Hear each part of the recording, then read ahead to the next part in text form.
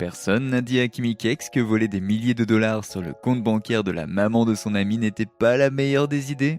Il est difficile d'imaginer un monde où Kim Kardashian n'est pas le centre névralgique de la culture pop, faisant tout ce qui est en son pouvoir pour partager avec nous son quotidien et celui de ses proches. Mais rappelez-vous que l'enfant de Kris Jenner a été à l'époque une célèbre styliste de stars.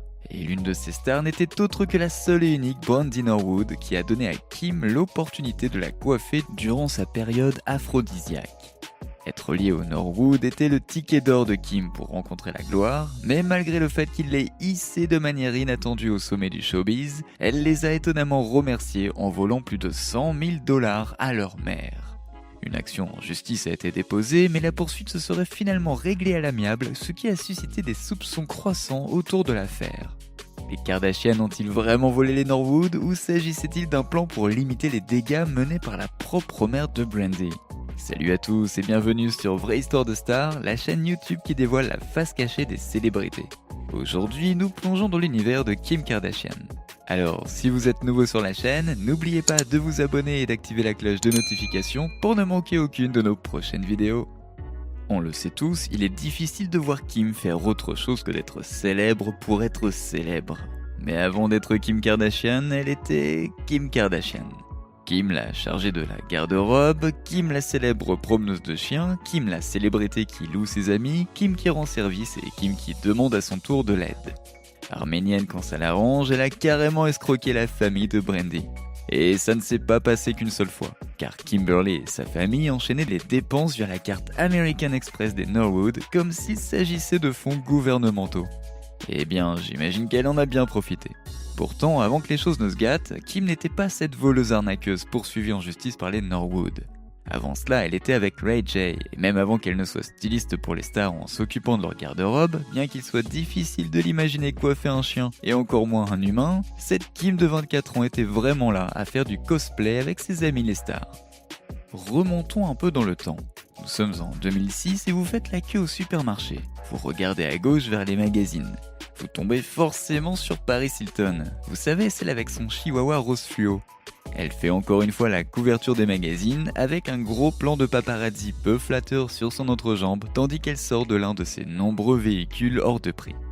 En couverture d'un autre magazine, vous tombez sur son double maléfique, Lindsay Lohan, qui tente tant bien que mal de maintenir un semblant d'image publique. En ramassant le magazine, vous parcourez les pages, curieux de savoir ce qui se disait à propos de la blonde stupide stéréotypée préférée de l'Amérique et des dramas dans lesquels elle s'était fourrée cette semaine-là. Vous tombez alors sur une photo volée où on voit Paris se couvrir le visage tout en s'éloignant d'une foule un peu trop envahissante. C'est là que vous apercevez une brune d'1,70 m qui semble accompagner Paris dans ses déambulations. Vous plissez les yeux sur les tout petits caractères en bas à gauche de la page du magazine et vous lisez Paris Hilton et Kim Kardashian. La fille de Robert Kardashian et Paris traînaient effectivement ensemble à ce moment-là. Ce n'est pas si incroyable que cela car les deux femmes ont été élevées dans la richesse, tout en étant détestées par une grande majorité de personnes à cause de leurs frasques. Les années 2010 ont vu Kim Kardashian renaître des cendres de ses aventures sexuelles intentionnellement planifiées et filmées, passant de la doublure de Paris Hilton à la place de premier rôle dans les dramas. Car Kim, la célèbre millionnaire, était la styliste personnelle des stars, fouillant les placards de celles-ci et récupérant tout ce qu'elle pouvait, donc certaines des affaires de Paris Hilton, afin de les revendre sur eBay et se faire un peu d'argent au passage. Tandis que le reste de sa famille a choisi l'université pour s'épanouir, les ambitions de Kim ont été tout autres car c'est dans la maison de disques de son père qu'elle choisit de travailler à l'époque.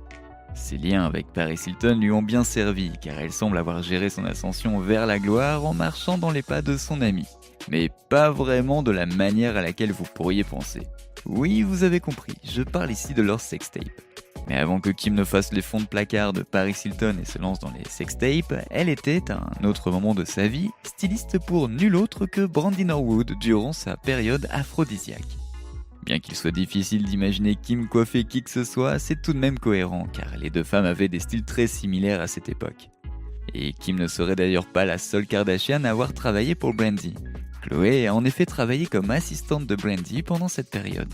Et oui, se retrouver en famille semble être une tactique très pratiquée par les Kardashian encore jusqu'à ce jour. Travailler si étroitement avec la Bible vocale elle-même a conduit Kim à rencontrer un réseau de personnes avec qui elle serait encore liée aujourd'hui. Le frère de Brandy, Ray J, étant l'un d'entre eux pour des raisons évidentes, et Kanye aussi. Pendant que Brandy allait réaliser ses sessions d'enregistrement au studio, Kim l'accompagnait aussi de temps en temps. Les deux n'étaient plus seulement des collègues, mais étaient à présent devenus des amis. C'est d'ailleurs à cette époque que Brandy enregistrait son single Talk About Our Love avec Kanye West, ce qui lui avait permis de rencontrer Kim au studio car il la voyait souvent lors de leur tournage vidéo. Ironiquement, Kanye est resté dans le clip de Talk About Our Love face à Brandy qui jouait son amour. Quelques années ont passé et Kim a finalement été présentée à Ray J et Sonia Norwood, la mère et manager de Brandy. Élargissant alors leur CV, Kim et ses sœurs ont décidé d'ouvrir plusieurs boutiques, un magasin de vêtements pour enfants appelé Smooch, et leur première boutique nommée d'après la deuxième syllabe de leur nom de famille, Dash, une version plus haut de gamme de Forever 21. Il est certain que leur expérience en tant que styliste pour célébrités allait aider à propulser les ventes de Dash. Mais apparemment, c'est dans l'escroquerie qu'elles allaient compléter leurs revenus. Non seulement les vêtements et les marchandises Dash étaient hors de prix, mais en plus Kim Kardashian et son groupe de frères et sœurs à moitié arméniens occupaient leur temps libre à faire flamber les cartes de crédit en jouant avec l'argent des Norwood. Après avoir remarqué des achats non autorisés sur sa carte American Express en 2004, ce n'est qu'en 2008 que maman Sonia a intenté une action en justice contre Kim et ses frères et sœurs, affirmant que Kimberly avait non seulement utilisé sa carte à outrance, mais qu'elle en avait en plus fait profiter ses célèbres frères et sœurs. Cela représentait des milliers de dollars de dépenses en fourniture pour leur magasin Dash, de sorties nocturnes folles en ville de Chloé avec Malika et sa jumelle, ou encore d'approvisionnement sans fin en produits naturels afin de satisfaire l'envie de Kourtney d'apparaître au naturel.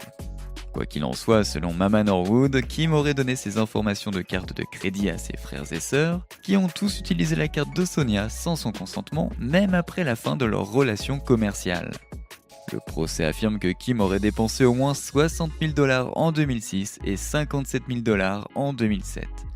Kim étant resté en bons termes avec Brandy et Ray J, Sonia hésitait au début à poursuivre la fondatrice de Skims, car Brandy et Ray J insistaient pour qu'elle laisse tomber l'affaire complètement.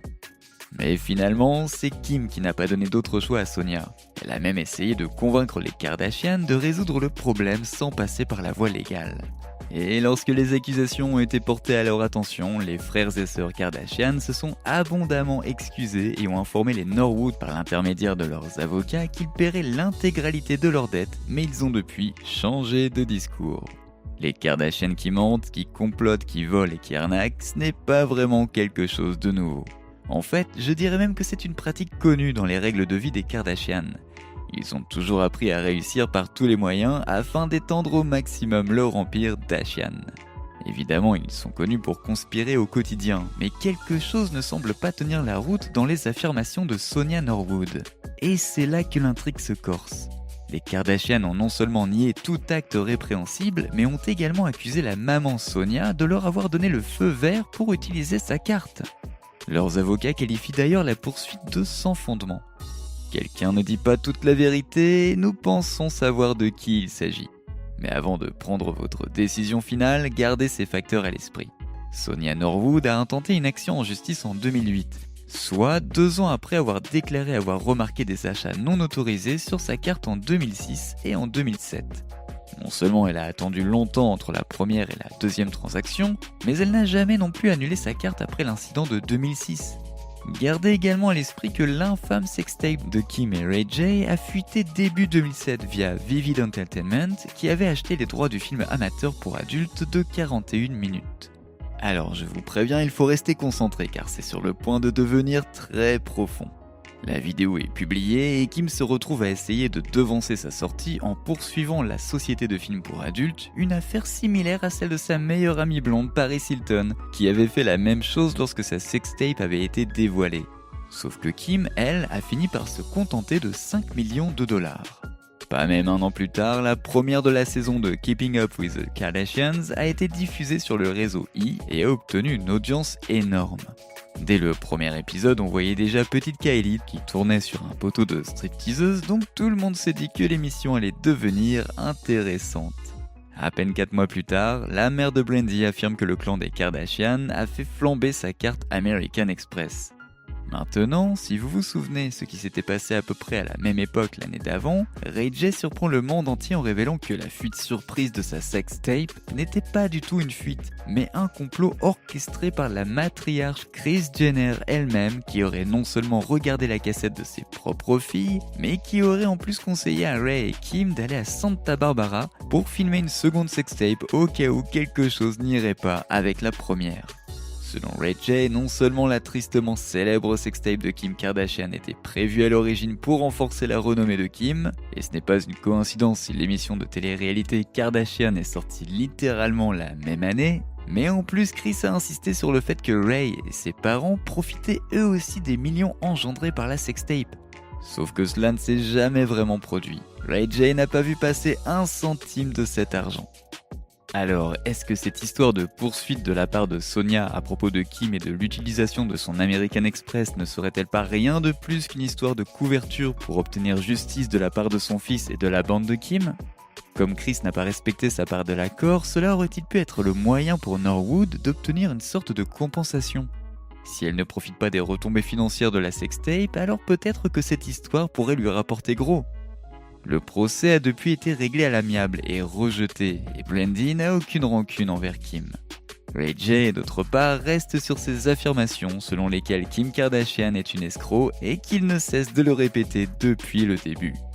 N'oubliez pas de laisser des commentaires pour partager avec nous votre avis et opinion sur toute cette histoire et peut-être nous apporter des idées neuves sur tout ça.